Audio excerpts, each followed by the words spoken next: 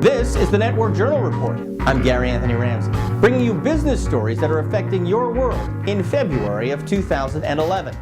Our top stories include 43 million people watched Barack Obama give his State of the Union address.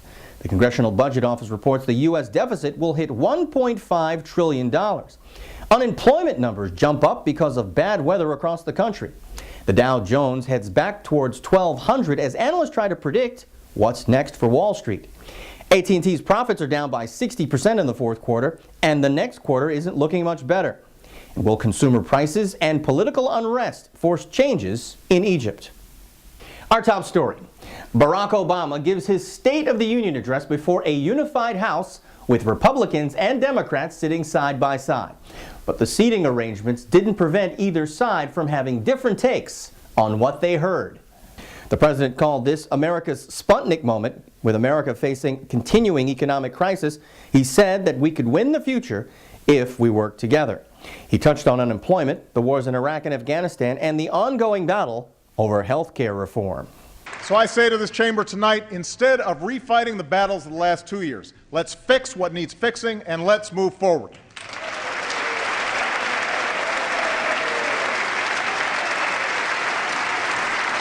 The president proposed a 5-year freeze on domestic spending to help deal with the blooming deficit. But he also talked about programs that he said would help America invest in the future. Republicans say that language is code for spending. The facts are clear. Since taking office, President Obama has signed into law spending increases of nearly 25% for domestic government agencies, an 84% increase when you include the failed stimulus. All of this new government spending was sold as investment. Yet after 2 years, the unemployment rate remains above 9%, and government has added over $3 trillion to our debt.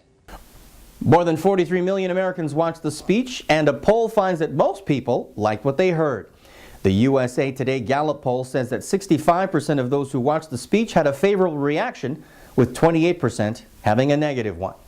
Well, the Congressional Budget Office issued a report that might put a damper on those high numbers. The CBO says that the deficit for this year will run to $1.5 trillion, the highest it's ever been. The director of the CBO points to the rising cost of Medicare and other health programs as the driving force behind the rising debt. However, the CBO director still insists that repealing the new health care law would only add to the deficit by $250 billion. The unemployment numbers are countered by the news from the Dow Jones as it goes above and then below the 12,000 mark for the first time since 2008. Experts are wondering what this will all mean for the long-term recovery of the economy. Even though corporations are making record profits, the boom of Wall Street is yet to be felt on Main Street. Some analysts predict the mixed economic numbers could cool investors. Well, one company that's hoping that investment cooling takes place later rather than sooner is LinkedIn. The largest professional networking website is preparing to launch its initial public offering, according to documents filed with the SEC. Company owners are hoping to pick up more than $175 million in its first wave, which will test the waters for other large networking sites like Facebook. LinkedIn made more than $161 million in revenue last year, but it burned through more than $148 million in expenses. 41% of the revenue came from job listings, 32% came from advertising, and 27% came from user subscriptions. Well, user numbers are down at AT&T as the communications giant braces for losing its exclusivity on the iPhone and possibly losing millions of customers as a result. Well, now comes word that AT&T's final quarter was down as well. AT&T could only muster 400,000 new contract customers in the fourth quarter, down from 1.3 million a year ago and below Wall Street expectations. Verizon Wireless added 872,000 contract customers in that same period.